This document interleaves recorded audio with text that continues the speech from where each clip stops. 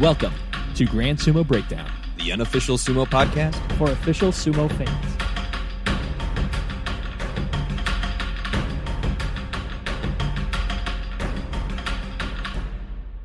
Welcome to Grand Sumo Breakdown. This is Ryan. This is Jake. This is Fleric. And this is Mac. And this is, fingers crossed, our preview for the Hatsu Basho. We are recording this on Tuesday, January 5th, 5 days before, once again, fingers crossed, the Basho takes place. We say that because there was some unfortunate news over the past couple of weeks, and especially yesterday, where Hakuho tested positive for COVID. And there was an outbreak at the Arashio stable, but we'll get more into that in a little bit. What are we talking about instead? Yeah, usually one of you guys just has some sort of comment after my opening spiel, so I just assumed somebody was going to fly in there. I think at this point, just with all the news of COVID, especially now that Hakuho's got it, Wakataka Kage was first to blow, Agyoji now has it. It's just, I'm not liking this. I'm not liking how this Basho is turning out. Yeah, we've been stricken quipless, Ryan. I'm sorry. You're going to have to fill the dead air on your own. That's very understandable. And if you're giving me license to talk all I want, that's all I needed to hear. If you enjoyed this podcast, please leave a review at... That's my line. No!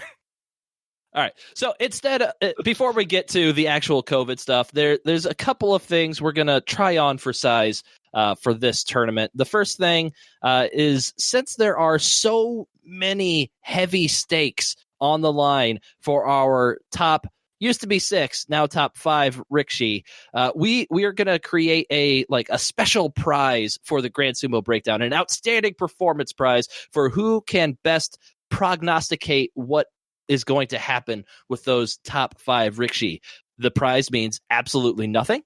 There is nothing that comes along with it except for hey, good job, buddy. You got 2 out of 5 and the rest of us only got 1. And you mean I don't get Tsukebito along with it? It's the whose line is it anyway equivalent of prizes. Yes. Oh, okay. Where the prize is made up and the points don't matter. And we're all being punished no matter what. I choose Colin Mockery. Thank you very much. Or Drew Carey. That's okay. I was always a Ryan Styles kind of guy. But this is just for fun. Mac, you do strike me as a Drew Carey. Thank you. Wait, what's that mean? We'll leave that one hang. Aw. Interpret that how you will. But no, so this might be something that we bust out every once in a while. We'll see how it goes. But just kind of a better way for us to keep track what we think is going to happen at the top of the Bonsuke for this tournament, so that we can better review it when we get to the recap episode for this. So we're just going to say, Hakuho, do we think he's going to retire or not? And just other stuff like that. So that's where that is. Completely separate from the Chump prediction series. That is still where becoming the Yokozuna for the Basho is on the line, where punishments are on the line. Completely separate. This is just Ryan. That's not enough contests for me. No. No, Jake, that's already more. That's completely separate. That's already one too many contests for Jake. In fact, it might be two too many contests for Jake. But for me, who needs everything to be a competition? Also, with this being the first Basho of the year, something I've wanted to do for the past couple of years, but been too lazy to get around to ask the other guys to allow me to do, is year-long predictions where on the year-end award show, we will crown the Dai Yokozuna of Grand Sumo Breakdown for the year of 2021. And I will point out, thank you to everybody who has downloaded our 2020 year-end award show. That is far and away our most downloaded episode we've done. It's already surpassed the Hatsu 2020 recap after Tokushoryu won. It's already past that, and it's only been out for a couple of weeks. So thank you to everybody for tuning into that, and hopefully there's a couple of new people that decide to stick around and listen to us after that. So once again, just thank you for making that our biggest episode to date, not only in size, but in reach of audience. But yes, we have our Dai Yokozuna predictions for the entire year of 2021. Basically, we have 5 different questions, and each portion of each answer is worth 1 point. So we're going to ask, like, how many Yokozuna will there be at the end of the year, and what are their names? So you get 1 point if you got the correct number of Yokozuna, and 1 point for each of the correct Rikishi that you predict to be Yokozuna at the end of the year, and then so on and so forth for the other questions. We're also going to add in a point for each prediction series that you win throughout the year. So if Fleric wins like the champ chump predictions 5 times, he'll get 5 points added to our Dai Yokozuna score for the end of the year. And the host with the most points at the end of the year will be referred to as Dai Yokozuna by all other hosts on the year-end award show podcast for 2021. And most importantly to Jake, no punishment attached to this. It's not that it's not that I don't want to have extra punishments on the show. It's that I've already forgotten if we've done it or not because I don't intend to remember my picks. That's okay. There's so many things that we keep track of on here. We will have a document tracking everything. And by we, I mean Ryan. Ryan will note everything down. This is Ryan's spreadsheet to battle, and you can have this one. I'll check in with me in December. After the popularity poll spreadsheet, I feel like this one's going to be much easier to handle. Yeah, that's for sure. So we'll get to both of those in a little bit. Let's get back to the COVID of it all. As of today, as of this recording, there are no plans to cancel, postpone, or even hold the Basho without any fans.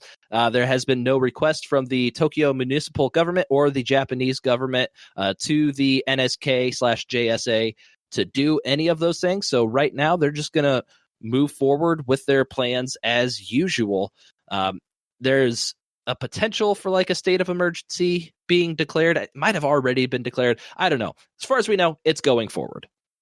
But they seem to be taking the Iowa stance of just do what you think is best, and it's not our fault, and stop looking at us. Yeah. I think they did give the feedback of only how many fans are allowed in the are they planning to put in the Basho right now? 5,000. I think they gave the feedback of 5,000 fans, and I think the JSA said something like, "Yeah, we were planning to do only 5,000 or something like that." They were planning on upping it to like 5,300. So. But 5,000 is what they've done, at least for the last tournament. Yeah, it's strange to me that's. I was going to say, is that the same number that they've been doing? And if so, like, why would we bother not changing anything after like a substantially bigger issue right now than it was in like, September or November? I don't know. Kind of a bummer to me that we're not really even hearing any news of, not even like any rumors really that, we're going to change anything to make it a little better. I don't know. I don't like that. January 7th will be the deciding day on that. All right. So fingers crossed that January. Well, God, I don't even know what I want at this point. Like, yeah, as a sumo fan, I want the Basho to happen. But as a humanity fan, it might be best that if it goes forward, it goes forward without fans. And it might be at this point best to not hold it at all. But we're going to record this podcast assuming it is going forward as scheduled. So if it does go forward as scheduled, it will be without the top Rikishi for the 3rd time in the past 3 Bashos. As we mentioned before, Hakuho tested positive for COVID-19. He had lost his sense of smell, took a COVID test, came back positive. That happened literally just yesterday on the 4th, and so I don't think there is any way Hakuho will be allowed to participate in this Basho, even if after like the 10 or 14 days, he might be able to come back for like the last 4 or 5 days, but you're not going to do that. Why would he do that? Yeah. So yeah, it looks like we will be without Hakuho again. And I'm very curious how the Yokozuna Deliberation Council will take this. As they've told Kakuryu and Hakuho, it's like, chop chop, guys, it's time to do this thing. It's time to perform and do well, or get out of here. I think COVID would be an extenuating circumstance in this case. You'd think. That's true. Right. We can't predict these guys. I know Jake has an interesting Kisei no Sato theory here. Oh, I was being a smartass earlier. No, I know. But that's what this podcast is for. My smartassery from earlier was, if this was like a couple years ago and it was Kisano Sato who got COVID, they'd be like, cancel the Basho. It's not worth it. It's too dangerous. We can't do it. But this time around, it's like, Hakuho? Nah. Maybe he should retire. Maybe he intentionally rubbed up against some COVID positive people so he didn't have to participate. Just to stick it in their craw. Yeah. No, I think there's absolutely no way that's the case. I also absolutely think that if Kisei no Sato did have this similar set of circumstances, we already would have heard from those like, no. What we said before, that's all a lie. Take this Basho, take the next 2 Basho off. Recover all you need. And I think that's where I'm getting stuck is that would actually make sense. I mean, they would do that. They bent over backwards for Kisano Sato. That wouldn't be beyond, the realm of possibilities. Yeah, ever since we started talking about that silly hypothetical, it's been like, actually, they might think about that. I'm slowly convincing myself that like it would have been a bigger deal if, Yokozuna COVID test would have been a bigger story had it been Kisano Sato. Yeah. But Hakuho is not alone for testing positive for COVID. The Arashio stable has an outbreak where the entire stable has tested positive except for their Gyoji and one of their Tokoyama or their hairdressers. So the Arashio stable, that includes all of our favorite wakas, Wakataka Kage, Wakamoto Haru, Wakataka Moto. So I believe I heard Shibatayama Oyakata say that it is unlikely they participate in the Basho. They tested positive at the beginning of last week, but Shibatayama Oyakata would know far better than us if they were going to participate. So I would imagine it's going to be similar to the Tamanoi stable that had to sit out of I think it was the Aki tournament that they had to sit out. They were back for November. And that hopefully their ranks will be locked in place, as this will be basically an excused absence for them. We don't have confirmation for this, but I don't know why they would treat it any differently than they did last time around. And same goes for Hakuho's stable, I hope, as far as like, you'd hope that I'm just saying because it's very unlikely that he's the only one in the stable who got it, just with how close contact everybody is in that kind of situation. I would hope that if more wrestlers from that stable are also held out, that they maintain the rank. They've set that precedent, which makes me hopeful. But on the other hand, if it's Hakuho's stable, they may be like, yeah. And I know that because this happened like over New Year's, most of the stables, they're not like together training every day with Hakuho getting coronavirus. So I don't think he's been around the rest of the Miyagi-No stable, but I do know that they are all going to be tested for COVID prior to the Basho. So we might not necessarily lose like Enho and Ishiura if it is isolated with Hakuho, but I think it's probably likely that we do. Also of note is I saw some notes on Twitter that there was like you said earlier there was the hairdresser and the Gyoji from that stable did not test positive. Correct. It's depending on rank, those guys don't necessarily live in the Heia when they become more senior guys. Similar to like senior wrestlers don't need to live in the Heia even if they're training there. So it's possible that they were, just higher ranked guys that did not live there and were not exposed because of that. Oh, that would make sense. I did actually just check Twitter to see if we had any up-to-date news about any of this. And so at Sumo Follower does have some news about whether the tournament will be held. So according to the article she read, the JSA insists on holding the Basho because it is about 5.5 billion yen in the red and is desperately seeking to cover that hole. They have called in their experts. Great reasoning. Right? They have called in their experts and they are giving them detailed instructions, such as the exact material from which to make the masks for the Rikshi and changing masks after arriving at the Kokuki-kan. And Shibatayama Oyakata says that the clusters that happened so far are in-Heia problems. They are not related to holding the Basho. He wants to improve the in-Heia prevention measures and keep the number of spectators at 5,300 from day 3. So apparently it'll be less for the first few days. I can't imagine that they're going to be like, all right, let's have everybody in there for days 1 and 2. All right, day 3, 5,300. So right? I imagine that's not going to happen. I imagine they're increasing it to 5,300 at day 3. So yeah, it really sounds like they are wanting to push this Basho through. I'm not surprised that that's what they want, but yeah, I mean I'm sure that emergency is declared.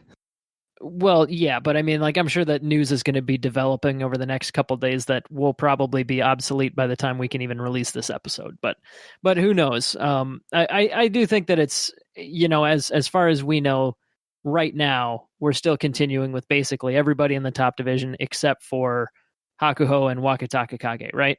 Yep.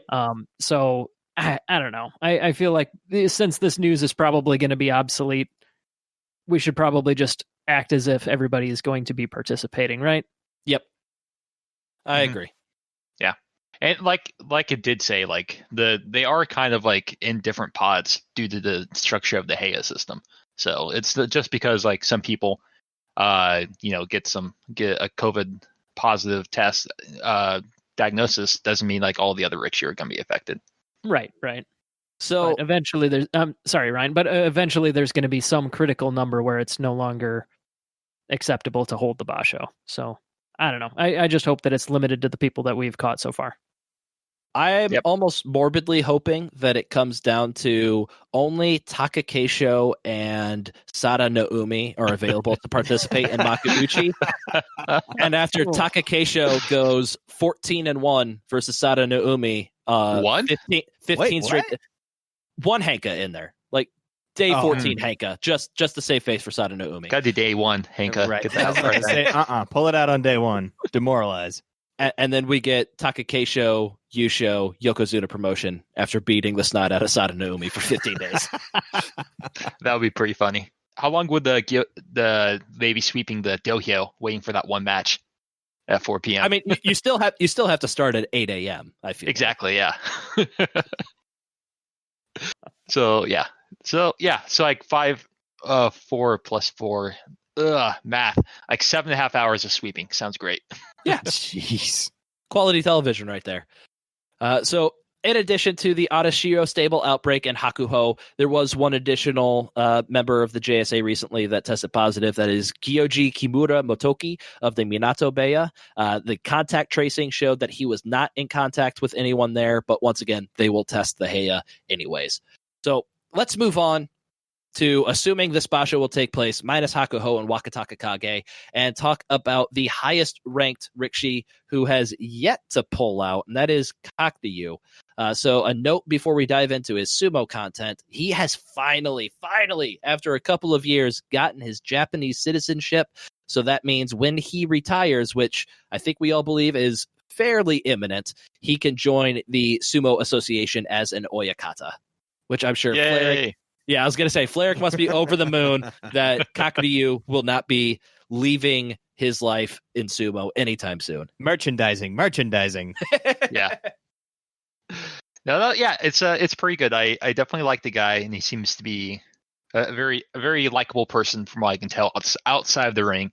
And so the fact that he's going to continue to bring some people up and do some coaching, I think is going to be great. Yeah, and it sounds like he was at the combo practice a little bit. He only did basics there. He didn't participate in any matches, and this combo practice would probably be about 3 weeks ago at this point. But it does sound like he did pull aside, like especially Kiri Bayama, but some other Rikishi to help do a little bit of coaching with them. And I think Kakdyu, from the sounds of him, sounds like he'd be a fantastic Oyakata. Yeah. Yeah, the things I was reading that the not training sounds kind of close to what I was hearing. He did a lot of not training up to maybe about a week ago or so. So yeah. We'll see how if he sticks around the Basho. I think what you said hasn't pulled out yet is kind of apt. But with Hakuho falling out, I think there's more pressure on Kakdyu to show up and do the Dohyo Iri. But we'll see.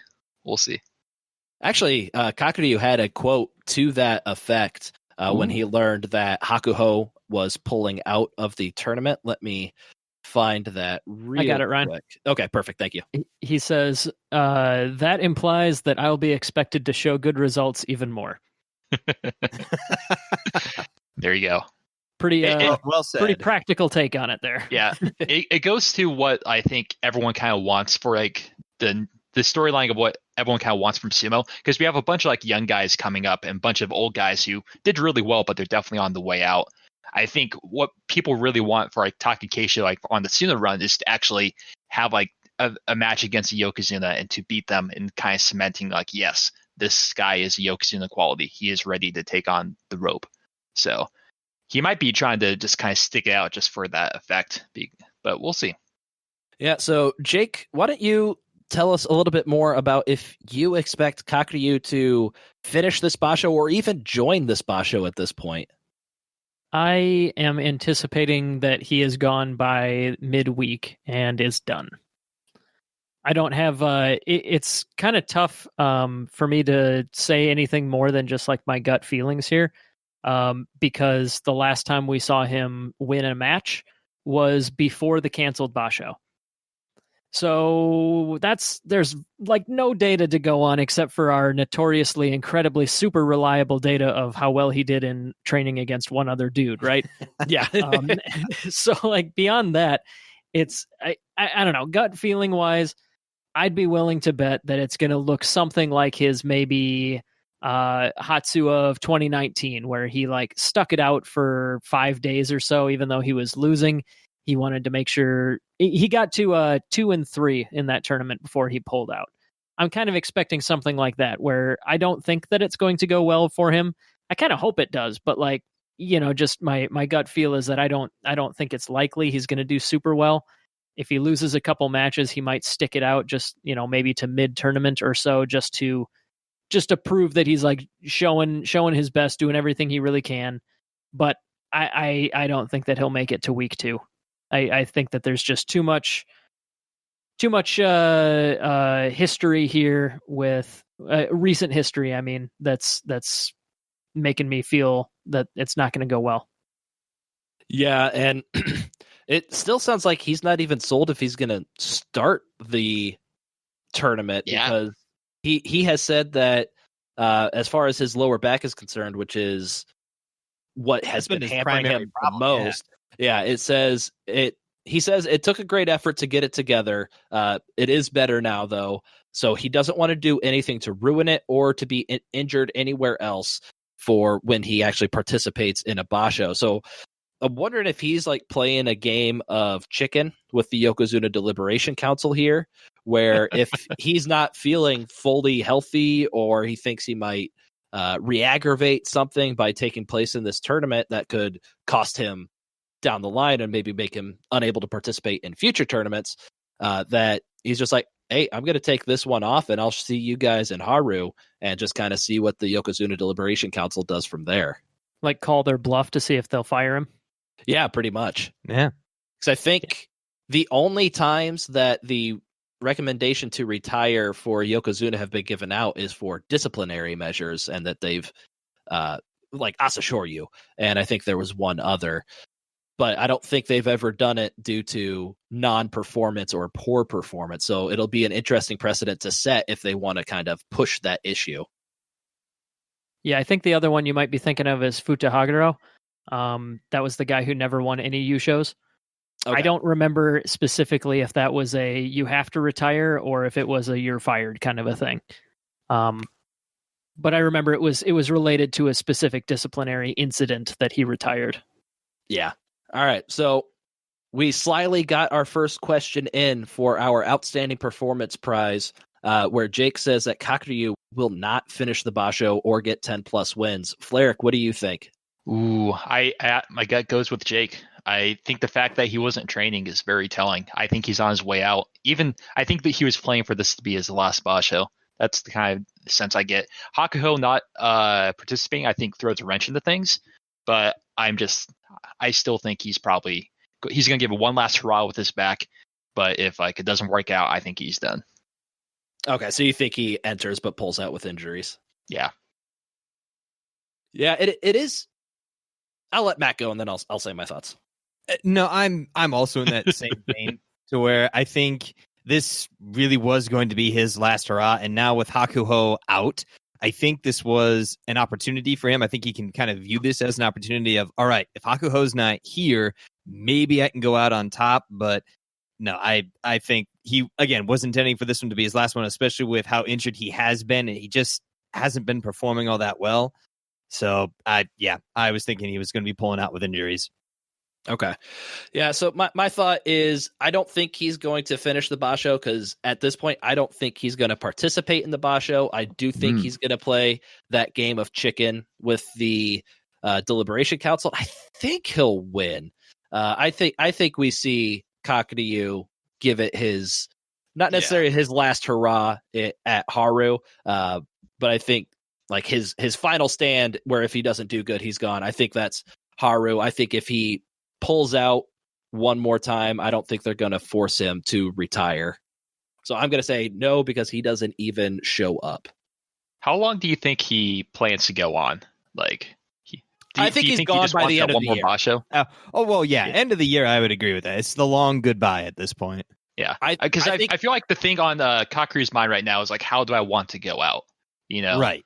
It's like, do you try to make a bunch of people like piss off the YDC and try to go one more Basho because you think you can pull it together and maybe have one more good Basho then call it quits? Or do you kind of like say, hey, this is my deadline, or like, let's see if I'm ready by this time, but if not, let's hang up the rope. I think if he was already with the mindset of like, yeah, this is going to be my last Basho, I think he would have already retired by now. I don't think you really see too many sumo wrestlers go into a tournament with the mindset of like, yeah, even if I win this Yusho, this is going to be my last run. So I think he would have already retired by now if he's not intending to like, all right, once I get healthy, I'm going to be fine and I'll be able to stick around for a while. So I think that's his full intention. And so that's why I think he pulls out of this last one, gets his body fully in shape for Haru to try to last another couple of years if possible. I don't think he will. I think he gets maybe one or two more Yusho after this one. But Yusho not Yusho. Sorry, Basho. I was about to say just a couple more Yushos. He wants to get that 10, so he gets that whatever that elder stock name, right? yeah. He's gonna mess around, win a couple Yusho now. So yeah, I think if he had Intai on his mind, he would have already done it. Yeah, the mind of a champion. I think that's a good point. He wants to win. Why enter a Basho if you don't think you're going to win? I think that's a good point. Yeah. For GSB bingo, here's my MMA reference for the episode. MMA is notorious for that exact same thing. So like, it's, oh man, I lost my championship belt. I gotta go after it again. I gotta fight my way back up to get that title shot. I got knocked out 7 times in a row. But you know what? I am going to get back up and get that belt because you know what? I'm the greatest. And that's just how it always happens with a sport where it's dependent on your body like that. You just know that they're going to keep trying and trying and trying until they can't. So yeah, I agree with like the sentiment that Ryan was getting there. He's not going to like, well, I guess never mind. It's going to be a long slog, I think, no matter what. Yeah. There is the variable that is the Yokozuna dignity Hinkaku, which might be able to push it a little bit. But now I think about more, delaying a Basho means you probably get another Basho with Hakuho, so that could be pretty fun. That's the other side of that. I think as a fan, I want to see him like way out another Basho. So I hope that happens actually now. Yeah, so do I. I don't know. I'm torn. I could see him go. I don't care. It's a tough one. I think he's. No, I can't say I think he's going to make a better Oyakata than Rikshi because, my God, he's a Yokozuna that has won 6 Yusho. Right? Let's move on before I say other stupid things. Ryan is just waffling so hard because he wants that special prize so goddamn bad. Right? Well, so far, we're all locked in with the same. That is true. Nope. We're all going to have the same score at the end of one question. But that's not how you win special prizes, Ryan. Yes. I'll save some risky business for later questions if necessary. Ryan's got some hot takes coming up. GD right, I do. Let's move on to Taka Keisho, who won the U show in November. He has a chance, if he wins the U show this time, to be promoted to Yokozuna. I haven't seen like an official source on this. I just seen like some chatter on like Twitter and Reddit, but apparently somebody threw out the number that he needs to win the U show with 14 wins to get promoted to Yokozuna. I don't know if I just missed that news where somebody announced that or if people are just assuming that. But let's just assume it ourselves. He needs to get to 14 wins in a U show to get promoted to Yokozuna.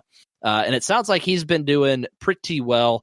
He's been doing his daily routines at home over the past week since he has a dojo at his house and the Heiya were closed for the New Year's holiday. And he is saying that right now he is just focused on sparring. He's done preparing his body. From here on out, it's working on his sumo sets and flow. So, Mac, what are your expectations for Taka Keisho this tournament? And are they vastly different with Hakuho being out of the Basho? With Hakuho being out, if we were sticking with the 14-1, then Hakuho was going to be the one, I would say.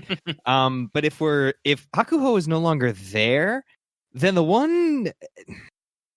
Again, I want Taka Keisho to do this. I want him to get it, and I want him to earn it and feel like he really fought hard for this because he already has.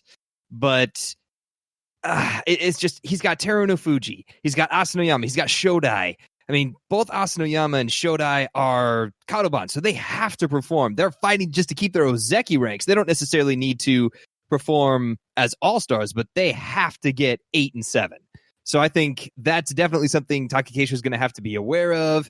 Plus, Teru no Fuji's proven that he can at least beat him 1 out of 2 times.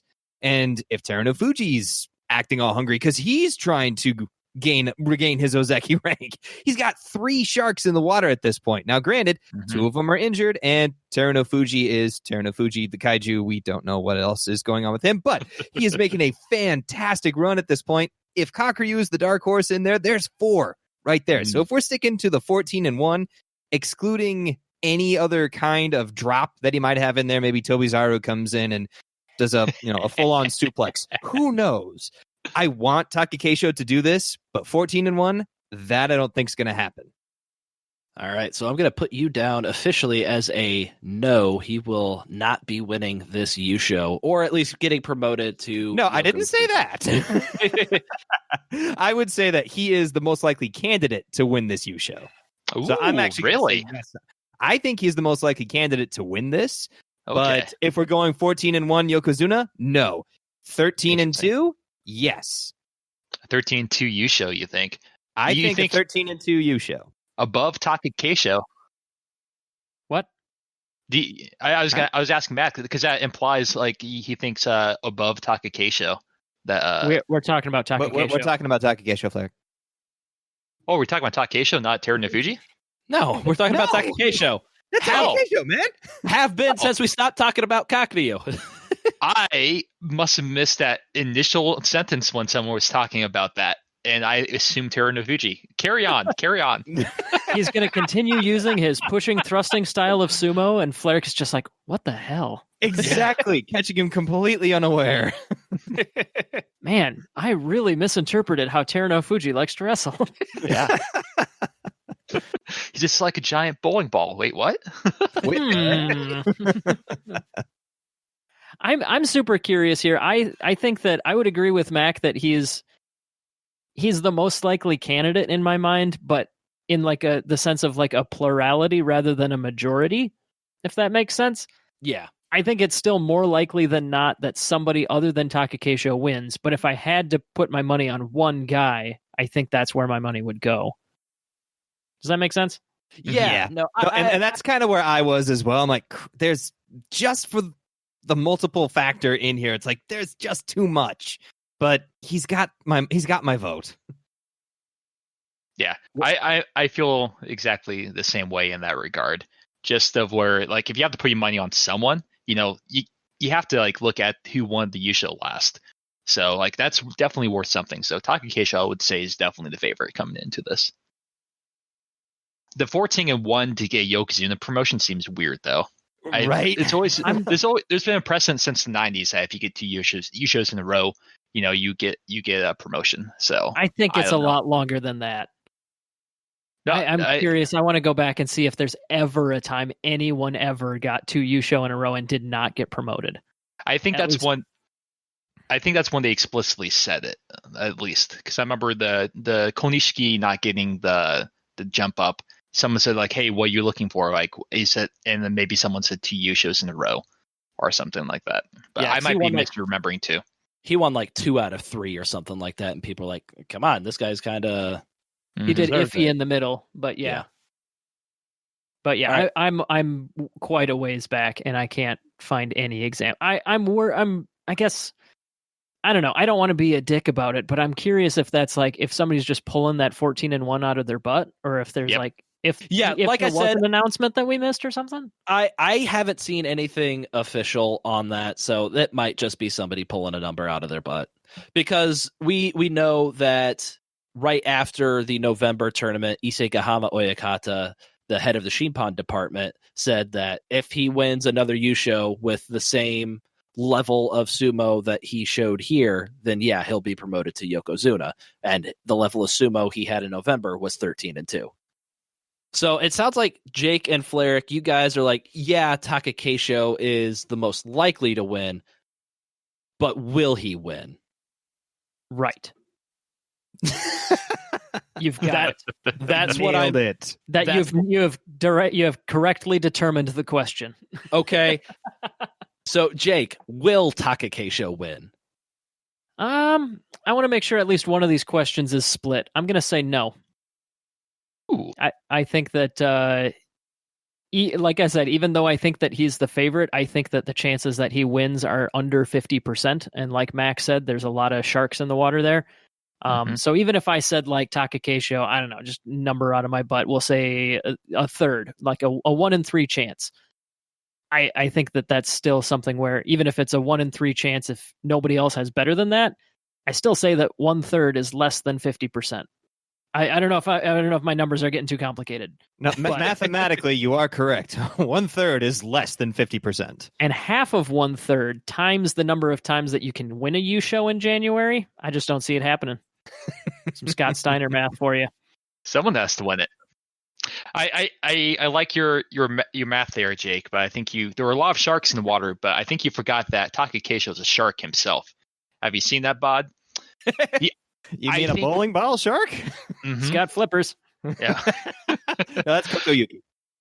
So yeah, I think granted, I think there's a lot of parity with the top talent, and I think all of them are hungry. But like I said, like Takakeisho is right up there with being hungry. Like he has a Yokozuna like title belt, like just kind of like barely out of reach, and he's on a tall ladder in a wrestling ring, and he just wants to kind of go for it. Hopefully, no one topples over his ladder. Which a money in the bag match, if you will. Flair, the top of the ladder is the absolutely most dangerous place for a wrestler ever to be. Wrestling references are my thing, Flair. Go back to your video game references. Oh shit, you're right. Okay, so like he almost has his 3rd OSL one, and he's gonna get his golden mouse. No, it doesn't I didn't matter. Understand any of that. So yes, it sounds like you're right back on your rails. Construct additional pylons. Yeah, there you go. But no, I think he's gonna pull out. I think everyone's hungry, but he's shown that he's in form, and he can get the wins against everyone who's gonna be hanging in there. So I think he's gonna get it. I'm gonna put me down for yes. All right, I've got you down for yes, and I've got him down for no. Coming into this, Hakuho I thought was gonna just run, but I don't think we're gonna see like back-to-back 13s or a 13 and a 14 or something like that to get him the back-to-back U-show. At least not right now. So but not quite for the U-show. And then we have 2 other Ozeki who are fighting for something much different than a Yokozuna promotion. They're looking to keep their Ozeki rank. He is back to practice. He did not participate in the combo practice where like all the top guys were. Like Hakuho was there. Kakuryu, like I said, Kakuryu didn't actually do matches, but he was there. Asanoyama was there. Everybody practice. It will pass. But with practice, it will pass by the beginning of the Basho. So the big question for Shodai is, can he get to 8 wins and retain his Ozeki rank? And there's a part of me that wants to say, like, something bad is going to happen to one of these two guys, Shodai and Asanoyama. And if I have to put my money on one of them, it is Shodai. But I think Shodai has just, all of 2020 was about Shodai proving everybody and me wrong, because I think I consistently thought Shodai was never going to do as good as he did. So I am worried that, well, no, I mean, and Hakuho being gone just makes it all one match easier for Shodai. So I do think he will get it. I think he squeaks by with an 8-7, 9-6, but I do think Shodai gets his 8 wins to retain his rank, because it does sound like he's mostly over that ankle injury, and mostly over an injury is about as good as you can hope in sumo wrestling. Right? What do you guys think? Jake, what do you think for Shodai? I was waiting to see if you were passing it to anyone in particular. I was confused. Yeah, I think Shodai will get it. I definitely am putting zero stock in the I think I'm good to go. Like that's bullshit. But he was able to, he wasn't like dragged out of the Kokugi-Con in the giant wheelchair last time, was he? Like, no. It was like between days, he was like, nah, I'm not feeling it. Yeah, it looked like a pretty bad sprain on the ankle. And then the one day he came back, he just did not look good. Yeah. So 2 weeks. Yep. Which have passed. So he's healthy. I think he can. I think he can do 8 for sure. I don't know. I definitely think that both of these other Ozeki, there's a grain of salt in there. But yeah, I think that he can get 8. What about you, Flerick? Yeah, it's interesting about the Shodai on throwing down an opinion about this guy, but like I just can't. Because I told myself last year I was gonna just feel neutrally about him, but I've realized coming into this year and asked this question: is Shodai going to get 8 wins to keep the Ozeki rank? And I just cannot get myself to say yes. I just don't. I don't see it happening. Mostly because I think he's still. It sounds like he's not 100%, and I think everyone kind of around him is just. They're all sharks. They're hungry for some wins. So I expect me to the same thing happening in 2020, where I'm just gonna get my salt fed to me, if that's a term. But I don't think it is. Your crow fed to you, your foot in your mouth. Like salt in my mouth. I was trying to salt in the wound, perhaps. Salt in the womb? Did you say wound? There. But no, I think it's just I just don't believe. So I have to say no. And you said that you answered none for least favorite Rikishi on the popularity poll? It's I still like the guy, I guess. Sure. He just wants to see him crash and burn. I just don't have any faith in his brand of sumo. That's sus. That's way sus. Super sus. All right, what about you, Mac? I think he can do it. 8-7. I mean, if 2020 showed us anything, contrary to what Flerick was saying, it's that he is hungry and he can hang with the big boys. So I think 8-7 is completely within his reach at this point. All right, Jake, we're going to move on to Asanoyama, another hungry Ozeki, and he is setting his sights for more than just 8-7 to retain his ranks. He's setting his sights very high. He says he wants to become Yokozuna, and without a Yusho, that won't happen. He also says, if I'm going to participate in this tournament, it's for the Yusho, not for Kachikoshi. So, Jake, with Asanoyama setting his goals pretty high for this one, do you think he will get his 8 wins and retain his Ozeki rank? Yes. I think he will take it one day at a time, and he will get his majority of wins. I'm trying to be just as exciting as Asanoyama is, in his public persona. Yeah. By the way, I finished scrolling back to the beginning of all time where they started defining Yushos, and I have so far found one example in 1949 where an Ozeki won 2 tournaments in a row and was not promoted. Chiyo no Yama was promoted like 2 years later to Yokozuna. But ostensibly, or Do you still have that stat in front of you? Because I'd be interested to see like what his record was in those 2 tournaments. He got a 13-2 and then a 12-3. I don't know any other context, but those were his first 2 Basho as an Ozeki, so that may be something. Okay. But regardless, by the end of 1951, a year and a half after this incident, a year and a half after that happened, he got a 14-1 Yusho and was promoted. So, okay, I don't know. I think that if this is the only example I can find since they, 1909, when they started officially defining a Yusho, I bet if Takakeisho managed to win it with 9 wins somehow, I bet you they'd still give it to him. Just because that's like how that works. Mm-hmm. I would be very interested to see if he got a 12-3 and won the Yusho with that, if he got promoted. I think it's going to be dicey one way or the other, more in not promoting him, but I wouldn't be shocked if they didn't there. I would be absolutely floored if, when I say 9 wins, I'm obviously being hyperbolic. Yeah. Right. I say like 12 would be kind of like my line where I think it starts to get interesting. I think any Yusho win that's not a Yokozuna promotion is immediately like the most like heinous act in the Yokozuna Deliberation Council's history ever for all time. Yeah, I'm with you on that too, Jake. I think if he gets a Yusho, he better get a promotion too. Yeah, but I'm sorry to derail, but I just wanted to bring that up since I had gotten back to the beginning of Sumo Database.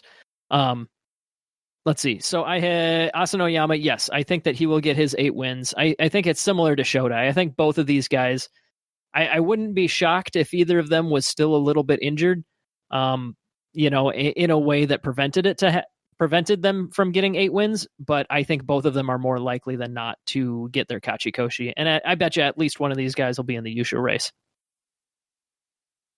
All right. Well, what about you, Fleric? Yep. I pretty much agree with Jake. I think he's gonna get it. It's kind of like, it's very similar to Shodai. I guess I think he has a shoulder injury instead of an ankle one. Yes. Is what took him out. Yeah. So I guess I kind of have a little bit more faith in being able to figure out a shoulder injury as long as he doesn't aggravate it. And yeah, I just kind of I think he'll get there 8 wins. We've seen that he kind of loses against certain people all the time. Like I think he's 0-2 against Terunofuji. So I think he's not going to win the Yusho, but I think he can get his 8 wins. What about you, Mac? Same for me. I think there was no question on that one. I actually think he will do a little better than 8, but I'll wait and talk about that later. Yeah, I've got him going for 11-4 this tournament. So yeah, I definitely think he will easily get his 8 wins and retain his Ozeki rank. I have more faith in Asanoyama than I do in Shodai at this point. And then we have one other guy who is looking to regain his Ozeki rank, and that is Fleric. Who are we talking about now? We're talking about the bowling ball shark, right? Yeah, the bowling ball shark that is Terunofuji. I actually am really looking forward to Fleric's bonus episode where he goes into in depth on who and who is not a shark in sumo wrestling. Oh, well, I will save that for the bonus episode then. But surprise! Well, you got to look for the gills. Yeah, clearly, it's all about the gills. Lots of hungry rickshi out there who can swim in water. but you are correct, Fleric. The bowling ball shark that is Terunofuji. He had a 8-7 record at Maegashira 1, but then he followed that up with a 13-2 record at Sekiwake. Haven't really heard much about his training, so I'm going to assume no news is good news from him. Do you think Terunofuji will have a good enough performance this Basho to be promoted to Ozeki for Haru? Is there a number to get the 33 wins he has to hit? Honestly, so it would be 8. He needs to get 12 for 33. 12 for 33? Yeah. I could see that. He probably needs a Jin Yusho because, well, maybe not because he had the Yusho right before that one. Because he does have the 8-5-2 where he pulled out an Aki. Yeah, but I don't think that M17 Yusho is going to be considered at all for this promotion. still pretty impressive. But yeah, I get what you're kind of talking about. Yeah. Okay, so the question is whether or not he's going to get an Ozeki promotion. Yes. Yeah. It's going to be a tough one, but you know what? I want to believe at the end of the day, so I'm going to say he's going to get that. So I'm going to be a negative Nancy on this one. I don't think Teruno Fuji is going to be promoted to Ozeki because I think with that 8-7 from Maegashira 1, he needs a phenomenal basho for that to be included. So I think he needs like 14-1, 13-2 Yusho to be able to get promoted to Ozeki. And I don't think he's going to be getting quite those high heights this tournament. I think he keeps his Ozeki run going, but I don't think he seals the deal this time. So I'm going to say no to Teruno Fuji getting promoted to Ozeki for Haru. What about you, Jake? I am going to go with you, Ryan. I think that he can probably do well. I don't think that, I don't know. It's one of those where I wouldn't be shocked if he had anywhere between like 7 and 12 wins, you know. And I think outside of that range would be a little bit surprising for me. But I don't know. I think it's more likely than not that he does okay, but it just doesn't work out perfectly. So we have Teruno Fuji's Sekiwake buddy, Takanosho, for this tournament. He barely got by with a winning record last time. He got an 8-7, but there are quite a few more people participating this time. He apparently has had a torn ACL for like the past year or more, and he's made his way up to Sekiwake without surgery. So, I mean, that's sumo wrestling for you. If you don't like that, stop watching sumo wrestling. But Mac, with maybe Kakuryu being back, Hakuho's definitely not going to be here, but we also have like Shodai and Asanoyama who should be back for this tournament. Do you think that Takanosho is going to have enough to hang with the big boys this basho and maintain his Sekiwake rank for another tournament? He has a pretty good record against the guys that are competing. If Hakuho was definitely going to be in, I would say, well, he's really going to be in trouble, but if Kakuryu's still iffy, Hakuho's definitely out, and Wakataka Kage is also out. Again, he doesn't perform badly against the rest of the guys, but again, there's so much riding on this one. I think that he's going to be lucky to get 8-7 at this point. Yeah, I don't think I have too much to... No faith in the Takanosho. Do you have a difference of opinion there, Fleric? No, I don't. I just I'm just kind of softly agreeing with it. I'm kind of with you. My gut says no. Yeah, I'm with you guys. By the way, with the last question about Teruno Fuji being promoted to Ozeki, all of us on the record, those 5 questions about Teruno Fuji, Asanoyama, Shodai, Takakeisho, and Kakuryu, those are our official predictions that will be on the line for the Outstanding Performance Prize, so that we can. Yeah, you and I have all the same answers. So it looks like Jake and I will be sharing that prize. Ooh. We'll come up with some dumbass tiebreaker like we always do. I was about to say, like that will not sit well with Ryan. Ryan will have to create something. Oh, you know it. But let's move on down to the Komosubi rank. We have Takayasu, who is training with Araiso Oyakata, as always. He says that the content of his sumo is good. He says he wants to win a Yusho, like he says every year, and that he wants to return to Ozeki. I think the biggest news for him is that he says he has overcome his injuries and has gained back his former strength. So maybe he has a high likelihood of being able to get to that Ozeki rank again if he has fully overcome those injuries. I see him probably getting like 8-7, 9-6. I was about to say, like, you don't think he's actually really going to pull this out, do you? No, I don't. I think it's so hard getting to Ozeki once, and I don't think Takayasu was like a super spectacular Ozeki while he was there. Oh, okay. I thought you were going to talk crap about his run to Ozeki, which was spectacular. No. Oh, no. Don't take that. As an Ozeki, I would agree with you. But he got 3 June Yushos, 2 of which were consecutive. But like, I don't know. He's never had more than 13 wins. He's getting older. So I just don't see the return to Ozeki happening. I think he can hang out at Komosubi and Sekiwake for a little while, but I don't think that he's going to be Ozeki anytime soon. He could be like the gatekeeper, where if you're better than Takayasu, you could probably get to Ozeki. But if you Takayumi, if you would. Ooh. If he actually 12 is the most that he's ever gotten. He's never gotten any more than 12, which he's only done 4 times, 3 of which were as Ozeki. But I'm with you, Ryan. He just hasn't wowed me like Terunofuji has. I think he's pretty dang good. I think he can hang and get some wins, but like to get that step above, I just haven't seen it. So, but it's good that he's starting to get like healthier and healthier. So, I'm liking it. And then our other Komosubi is Mitaka Yumi, who I have absolutely no news about. He's in the Dewa no Umi stable, where he's the only Makuuchi Rikishi, and so his training is limited. Do we expect a bounce back tournament from Mitaka Yumi at all, Mac? What month are we in? We are in January. No, he's sleeping. Continue. Your joke has become lore. It's at this become point. fact at this point. Ryan. It's not become fact. It was based on fact to begin with. Well, fine. It was a discovery. Yeah. Yes. Mhm.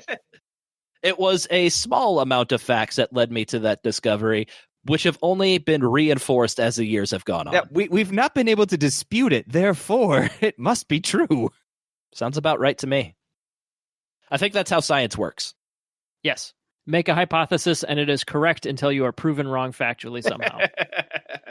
Science. And even then, press on. The Earth is flat. Wait.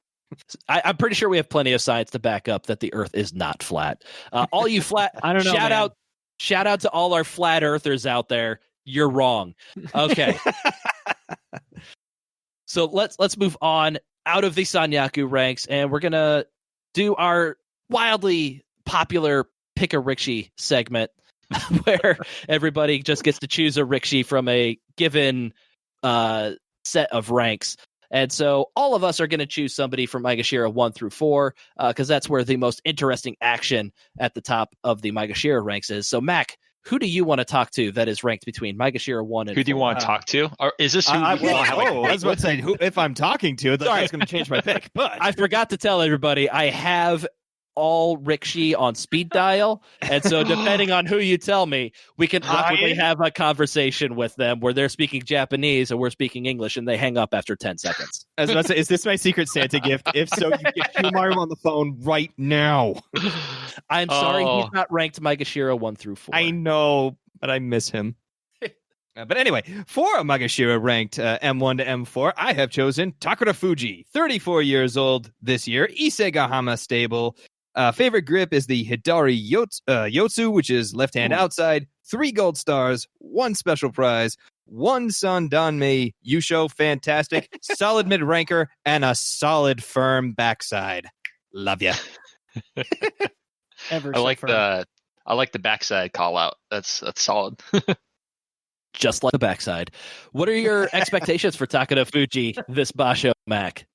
My expectations for him are actually he's a little too high. So I think he's gonna get maybe a 7 and 8.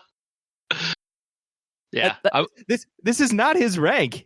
I'm with you too, Mac. I feel like last rank with an anomaly. Like I was like, who is this guy with the fantastic butt? Like, why is he wrestling so well? But who knows? We'll see. He did only end up with a 9 and 6 last time. He really faded in the second week last time. But yeah, 7 and 8 sounds just about right. For me, I want to talk about Hokuto Fuji because obviously I want to talk about Hokuto Fuji. But the main thing is I really want to see if kind of the style that he found in the second week of the last tournament where he went undefeated in the second week, can he continue that with kind of that more belt focus for Hokuto Fuji, who we've mostly seen as a pusher thruster? Can he kind of continue that style where he's working the belt, kind of working those long stamina matches and just outlast his opponent and outpower his opponent. I'm really interested to see if that was just a fluke for Hokuto Fuji at the end of the last tournament, or if that's something he can incorporate into his style moving forward. So I'll be watching him with a slightly sharper eye than usual, just to see like how he's fighting his matches. What about you, Fleric? Let's feast our eyes towards the this shark of a human, and that is Maegashira 1 West Daisho. I think I'm going to keep an eye out for this guy. He's been just he spent a good amount of time in the Sanyaku last year. And so he's been kind of bouncing back and forth, not exactly stabilizing. But he just came off of a 10-5 on just like in the Joy, and he's still only a Maegashira 1 West, which seems a little crazy. But I guess everyone above him did really well. Mm-hmm. So I think he's looking pretty good, and I'm going to be kind of looking to see if he gets back to Sanyaku and whether or not he can kind of keep it. I feel like he's trying to become the Mitakayumi of the Sekiwake, of where he just kind of hangs out there, but not quite good enough for Ozeki. But you know what? Step by step, like small goals. I think hopefully he's going to go for that and become the Mitakayumi. But I'm going to keep an eye on him for this Basho to see if he gets it again. All right. And who are you looking out for, Jake? I am going to be watching the gigantic baby Koto Shoho. I think that this being his first time up in the Joy, he was at Maegashira 5 West last time. Well, I don't know. Was that like kind of the Joy for last time? Yeah, he had some Sekiwake and he faced Takakeisho. Yep. But he got an 8-7 from that record, and this time he'll be facing the tough matchups from the get-go. So I am not. I'd say I am not expecting him to do any better than like 6 or 7 wins. It'd be cool if he did, but he's in one of those make or break kind of situations, and it'll be interesting to see if he can get through this hurdle. Or over the hurdle? That makes more sense. Over the hurdle.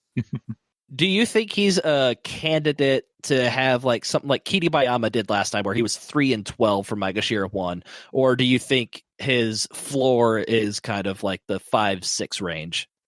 I definitely do not think I know him well enough to know if he has a floor. I'm thinking I think that his ceiling is probably 7 or so wins. If he did better than that, I'm not saying I would be like completely blown away, but like realistically, I'm expecting like 4-7. Okay. So we'll move on to Fleric, who gets to choose a Rikishi between the ranks of Maegashira 6 and Maegashira 8. You might be asking yourself, but what about Endo and Okinoumi at Maegashira 5? Well, when I wrote the outline, I forgot to include Maegashira 5, and it's Endo and Okinoumi, so who cares? Moving on. Sounds right. Let's forget those fools and let's feast our eyes on the flying monkey that is Tobizaru. My eyes are getting really full, dude. But at least buffet, man. It's the buffet. We'll keep it up. We're varying the meat this time, as Tobizaru, Fleric has just confirmed, not a shark. He is not a shark. He is a flying monkey. That's true. But he really wants to win. Luckily for him, monkeys and sharks share very little natural habitat. That is true. He is outside the Joy, so I think he's going to be okay. The monkey's okay. Anyways, he is like his third, I think, Basho and Makuuchi, and like he was in the Joy last time, but he got hit down hard. But he had some good wins. He beat Takakeisho, Takanosho, Takayasu. He's really good at beating people with Taka in their name. So I think that's a really good talent to have, looking at who's above him. But we'll see. I think it's gonna be good, like how he does at this rank. If he gets like just a barely 8-7, like I guess that's where he belongs right now. But if he gets jumped back up into the Joy, I think he belongs up there in the top 16. So I'll be keeping an eye on him as well. Jake, who do you got from Maegashira 9 to 11? Aoyama, because otherwise our most hated Rikishi of the year was going to get a slide through without getting mentioned. He's been much higher than this rank and much lower than this rank, but he's kind of stabilized a little bit somewhat recently. I don't know. I think going into 2021, sometimes after a very difficult ordeal like 2020 was, I just want to see something where I know what I'm getting into. And I know exactly what every single one of Aoyama's matches are going to look like. So you know what? It's some comfort food. I'm excited for that. And he's a lot more interesting to talk about than like Shima no Umi at this same rank in this window that you gave me to discuss. Yeah, I feel like Aoyama's right in his prime range where he's like the shocking Aoyama 11-4, 12-3. I'm a Yusho race bitches Basho. Might be time for another one of those. That would be pretty good. We're due. A Jun Yusho from Mid Bansuke. Oh, God. I like it. About once a indeed. year. Yeah. Mac, who do you have for Maegashira 12 to 14? This feast your eyes upon Akua, who actually stunned, I think, all of us at this point with his performance back in November. Bravo, sir. Didn't he get hit by a car or something? Yeah, and then he started doing better. Right? Wait, what? Really? Is the car a metaphor for like Chiyomaru? Or an actual car? Well, some of these guys could actually stand for cars. It's a metaphor for, I think it was like a dump truck or something like that. He got like hit on like day 4 or 5, I believe, and he wasn't doing good before then. But then his record really turned around after he got hit by the dump truck. Is the truck okay? No, it is totaled.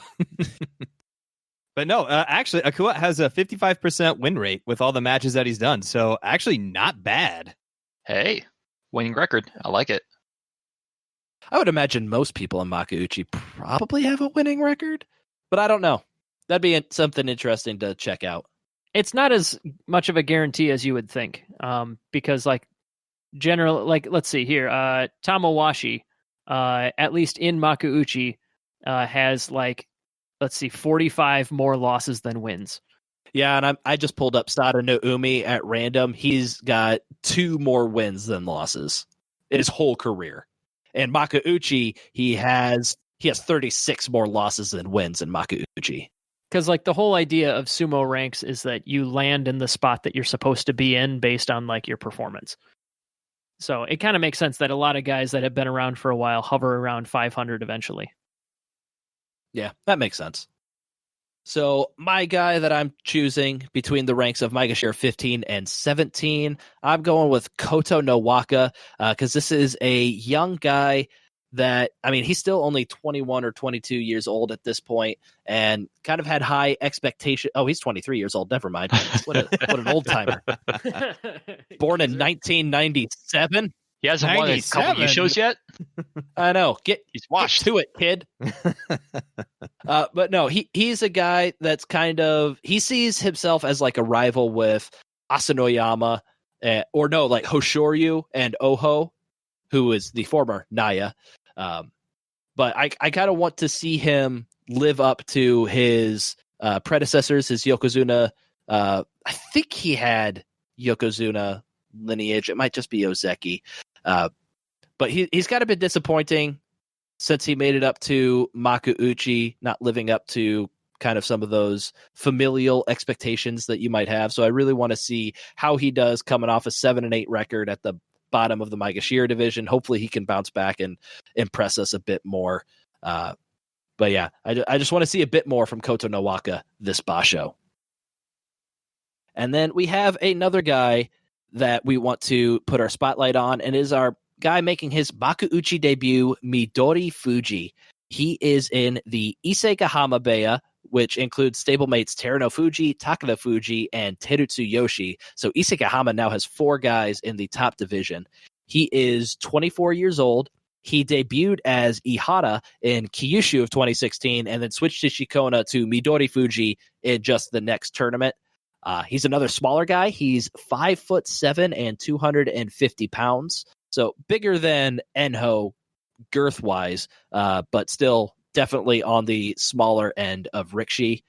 He made it to Makushita in just his 4th Basho, but then he spent 17 Basho in Makushita before he debuted in Juryo in Haru of 2020, where he had a losing record. But ever since that losing record, he managed to stay in Juryo and then went 8-7, 11-4, and 10-5 in the last tournament, where he won the Juryo Yusho and will now be making his debut at Maegashira 14 West.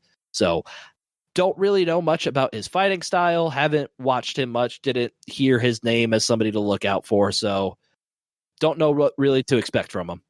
So let's move on to our Juryo and lower storylines. I think the only real storyline down there is Ikioi down at Juryo 13, dangerously close to another poor Basho, sending him down to Makushita and possibly retirement at that point.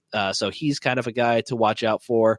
Ura is at Juryo 10. So if he has a fantastic tournament, he could make it up to Makauchi, but unlikely that is the case. And then we do have a couple of high-profile Shikona changes. Mentioned it earlier, but the former Naya, who was the grandson of Taiho, ended up going with Oho as his new Shikona, which I believe means king. The O is king, and the Ho is it's like a phoenix, right? Yes, Tang. it's the same thing as the ending of Taiho and Hakuho and Enho. Wasn't there a Pokemon named Ho-Hoen? Ho-Ho. Oh, Ho-Ho. Okay. Yeah. Ooh, I wish we could get a Ho-Ho in wrestling at some point. So That'd the be birds, nice. so the bird is like a ho-ho It's two phoenixes. two phoenixes. Okay. Two phoenixes, the double phoenix. Makes sense. And then our other Shikona change is Hattori Sakura is no longer Hattori Sakura. He is now Shonan Sakura. Ooh. Completely Moves to the different. beach. I like it. Just as long as you keep fighting. Keep fighting. Yeah, I think Shohan has like a beach area or something in Japan, so I like it. He's having a good time. I like it. We're about to hit the 2-year anniversary of his last win as well. Oh, Jesus. No. Keep fighting, Shohan. I'm gonna have to get used to that name. And It's it's take a while. Shonan, not Shohan. No, not Shohan. Oh, I have no idea what he's doing then. Power to you. But any change is good at this point. Keep with it. It also looks like Abi is now down into the Makushita ranks. He is at Makushita 16. He will be serving his final suspension basho this tournament, which would push him even further down Makushita, possibly down to Sandanme, but I think he'd probably stay at the tail end of Makushita.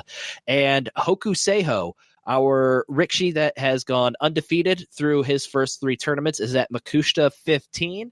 So that puts him in position. If he could somehow go undefeated in his first basho in Makushita, he could make it up to Juryo with the Makushita Yusho. Not happening. It maybe break a record too of most consecutive wins. It would set the record for most consecutive wins, but I just can't see that happening. I hope it does, but once again, he's a big guy. He's a very big guy. I don't predict things to happen that have never happened, so I'm going to say it doesn't happen for him. Going to go out on a limb there. Yeah. I get what you're saying, but it's going to be really cool. I've been kind of keeping my eye on this guy, so I would love it if he goes undefeated again and breaks that record and being like Hakuho's like protege, who's actually big this time. I would love it. Who's actually big. Never mind Ishiura and Enho. Exactly. Like he's like taking these young ducklings on his wing, but they're like super tiny and they overperform with like what they got. Oh, someone who's like naturally talented with just like a huge size. I would love to kind of see how they do. He could definitely turn into a wrecking ball if he's got Hakuho guiding him through the divisions. But with that, let's take a quick break and we will come back with our GSB belt, our Champ Chump predictions, and then our 2021 year-long predictions. We are going to start off our second half. That is hopefully a much smaller half. Always is. Yes, but I said much the word like a half, sumo and I'm wrestler, like, the top is gigantic with a large belly, and the legs are small. A Kishino Sato, if you would. well, the word half came out of my mouth, and I'm like, oh god, this is not a 3-hour podcast. We are. We've just got a couple more things to touch on, but the GSB belt, where we normally start off our second segment, it currently rests around the voluminous waist of Ichinojo. The one of the more girthy wrestlers that could have been brought up in the previous metaphor. Ichinojo is at let's see, the dump truck that hit Akua. Then yeah, There we go. he is at Maegashira 12 East, moving up 1, 2, 3 slots from where he finished the previous tournament. So the GSB belt travels from whoever beats the holder of the belt, and eventually it will make its way to Yokozuna. I'd be willing to bet we'll probably get there within 2021. Maybe I'd say like 3 tournaments or so. I'd be willing to bet that we'll get to the top if there are any Yokozuna, but we'll see what happens then. I was gonna say, what do we do if there are no Yokozuna for a stretch of time? Oh Lord, that would be so. That'd be so 2020, but it's 2021 now, so that means that it will probably work out somehow. But yes, we'll keep an eye on Ichinoja and we'll report in later episodes. So that means it is time for our main prediction series, what everybody signs up for, the Champ Chump series. And let's just get right into it. Mac, you lost last time. That means you get only the privilege. Because of all right. And who won last time, Mac? I don't know. I think you did. Maybe I don't know. That was not very emphatic, but yeah. Yeah. Hey, I don't have to actually call you Yokozuna right That's now. true. I was hoping that Reflex would take over. Nope. No, for this one, I have to go with Takagesho. There's just too much at stake with this. He's hot. He's fired. He's ready. Takagesho. How many rows of teeth does he have? Too many. Does he fall asleep if he stops swimming forward? No, don't flip him over. Don't flip him over. All right, with Hakuho out and Kakuryu, having no faith in him, I think I'm gonna go with the Kaiju Teru no Fuji for my pick for champ here. Solid. Yeah. Do I have enough faith in Kakuryu? That is a good question. The answer is no. Asanoyama. Which puts Jake in the unenviable position of having to choose the wild card. I think. Well, you won last time, right? Shodai. Ooh. Oh. Wild card indeed. I mean, he's ranked 4th in the whole world. Yeah. Yeah, but it's Shodai. Yeah. But you forget my bias I have. Yes, I'm sorry. I should have thought about Fleric's bias. All right, Jake. I'm pretty sure I know who it is, but who is your chump? Well, we've kind of taken away the benefit of, like, if you pick a guy that's going to pull out. So I'm not sure that Kakuryu is going to, unless I get bonus points for him, like, pulling out and retiring or something.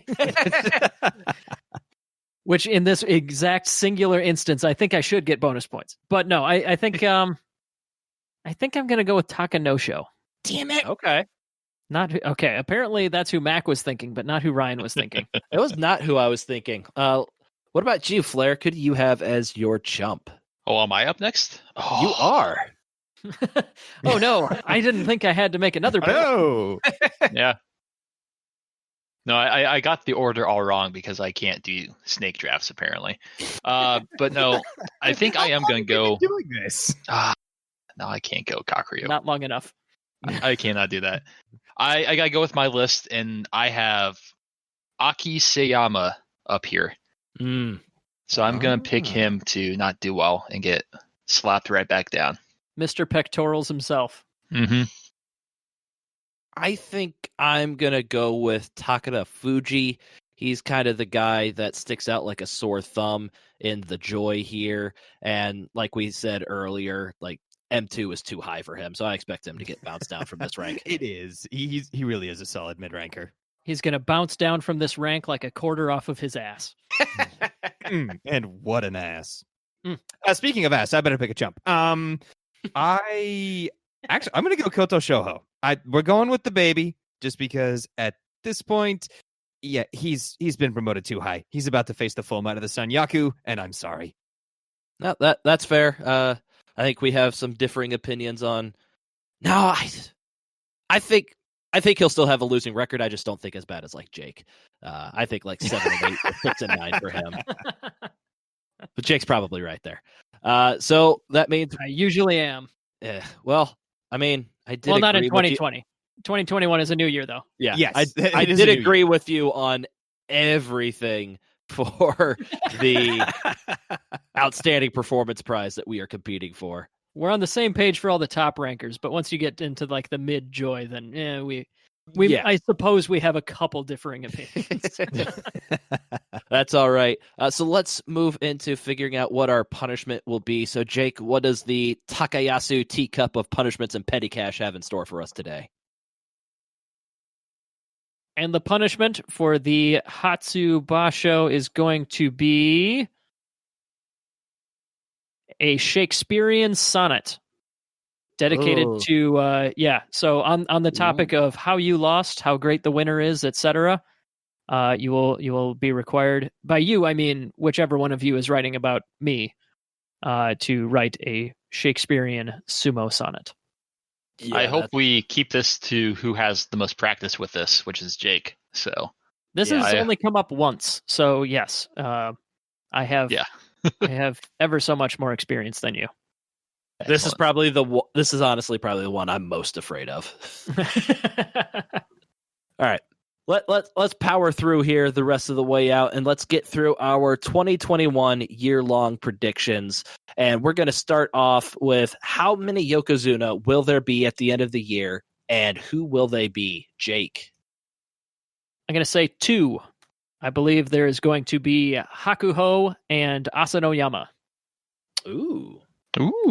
Mac. Ooh. I am going with 3, and they are Hakuho, Takekisho, and Asanoyama. So I had to throw that one in there. Takanasanoyama. Flerick, what about you? I'm going with 1, Takekisho. Oh. All right, see, this is a lot spicier than our other kind of prediction thing that we were doing. I'm going with none. Ooh, who are they going to be? Yikes. Yeah. Sadano Umi? No, I think Hakuho Kakuri retired. I don't think anybody gets back-to-back Yusho this year. So, after Yokozuna, we have the Ozeki. Mac, how many Ozeki will we have at the end of the year, and who will they be? I predict 2 Ozeki, and they are going to be Shodai and Teruno Fuji. What about you, Flerick? I'm going with 2 as well, Asanoyama and Teruno Fuji. You got Shodai dropping from the ranks. Surprising. I am going with 3, and I have Takekisho, Asanoyama, and Shodai. I think they are all good enough to keep their rank, but not good enough to go above and beyond that. They're just going to beat each other enough times, too, so no one gets promoted. Exactly. And Jake? 3, Takekisho, Shodai, Teruno Fuji. That's right, because you have Asanoyama promoted. Bingo. No surprise, Ozeki, which, I mean, yeah, that doesn't surprise me at all. And Toby Zaru. Flying up the ranks, as his name suggests. All right, Flerick, who will be the 6 Yusho winners this year? Okay. I have Takekisho with 2. All I right. got Teruno Fuji with 2. I have Asanoyama with 1. And Hakuho is going to win 1 before he calls it quits. All right. And I have Takekisho with 2. I have... Hold on. Let me catch up with my typing. Hard to type in a group. Hard to type Flerick's predictions and my predictions and speak my predictions at the same time. So Flerick, I want to confirm that I got yours right. Yes. 2 Takekisho, 2 Teruno Fuji, 1 Asanoyama, 1 Hakuho. All right. So I have 2 for Takekisho. I don't think they will be consecutive, though. I had 2 for Hakuho, but I had him scheduled to win this one. I do think Asanoyama will win 1. I've got Teruno Fuji winning 1 as well, but I think we're still bound to have one Maegashira shocker upset. So I'm going to schedule that to be the Hatsu Basho, where we've had over the past 3 years Tokushoryu, Tamawashi, Tochinoshin, some kind of old timers. So I've got Okinoumi winning the Hatsu Basho. I obviously don't believe in it enough to put it on the line for the Champ Chump series, but for this one, definitely put that on the line. Yeah, 6 Basho to make it happen. Get on it. Exactly. All right, as long as we got one throwaway pick for something that'll never happen in the face of the entire universe, I'm going to say Endo gets one. Because I also have at least one of them has to be random stupid bullshit, right? Yep. But as for like the big hitters, I think that Hakuho will get one on his way out. I agree with you guys on that. Terunofuji will get one, Takakeisho will get one, and Asanoyama gets at least 2. All right. And Mac, where do you land? Yeah, I think Hakuho is going to get 2 at some point this year, just to say I'm still the king. Asanoyama will get 2, and then Takakeisho will get 2. All right. So we want to know, who do we think will finish with the most wins? Despite me having Takakeisho winning the most Yusho, I think Asanoyama, his steadiness will get him the most wins.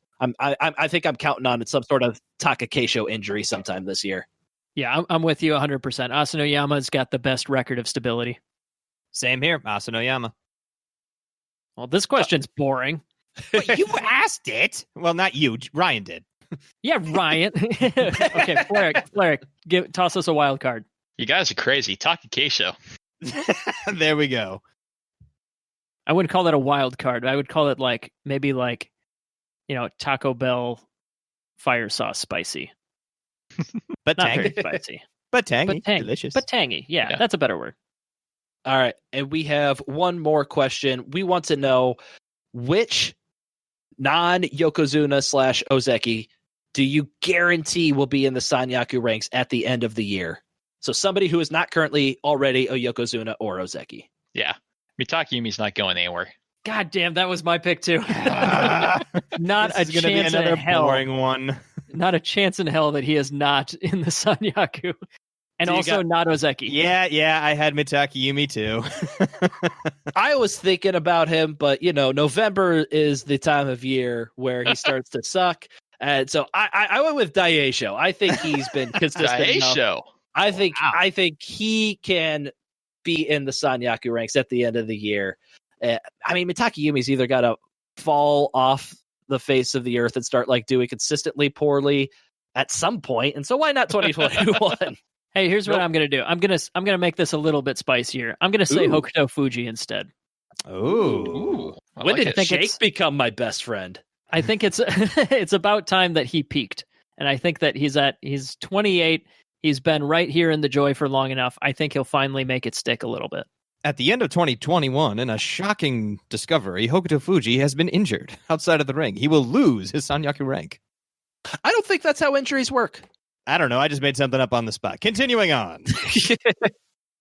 All right. And so that is what we will be tracking throughout the year. Whoever gathers up the most points will be crowned the Dai Yokozuna on our 2021 year-end award show, where all 3 other members of the podcast will be contractually obligated to refer to them as Dai Yokozuna.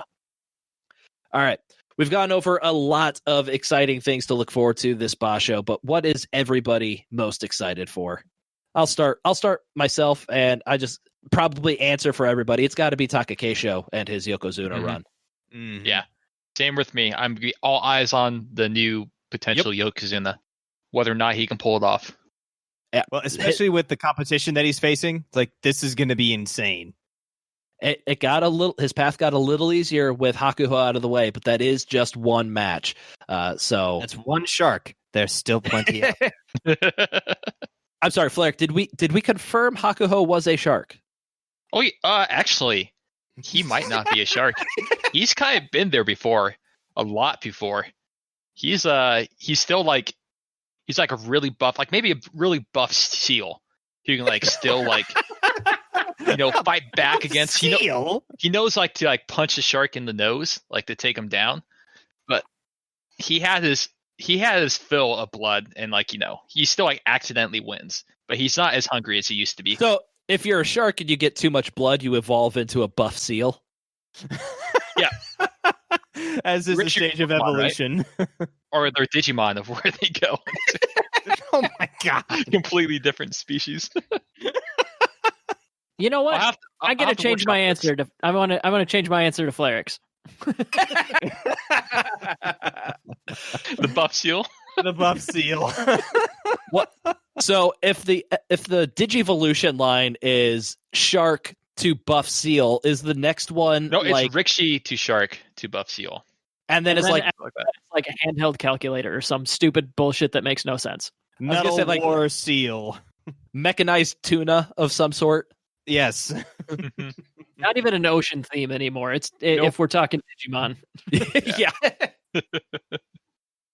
Yeah, I mean, if you're a buff Seal and you want to leave us a 5-star review, or If you we want, offended you, yeah, if your Digivolution was not to your liking, yeah, leave us a 5-star review on Apple Podcasts or your favorite podcast listening service. Yeah, you can if you want to just throw out pictures of buff Seal to our Twitter or Facebook or Instagram, please do. I would appreciate those. if you have any, and all those buff Seal pictures will be collected on our blog, grandsumo-breakdown.wordpress.com. if you want to leave us your impression of a buff Seal or any kind of Digimon or Digivolution of any rickshaw that you'd like, drop us a line at grandsumobreakdown@gmail.com or give us a call at 805-613-7866. That's 805-613-SUMO, and you better spell it all out, as in Chiyomaru Digivolve to Sealmaru. Yeah, or please something like that. Please describe how this buff Seal looks like. Yes. All right, so the Basho is scheduled to start on the 10th, and hopefully it will happen. Hopefully there will be no other people pulling out with COVID, and we will be back for our midway episode sometime after day 7 or 8, whenever we feel like getting around to it.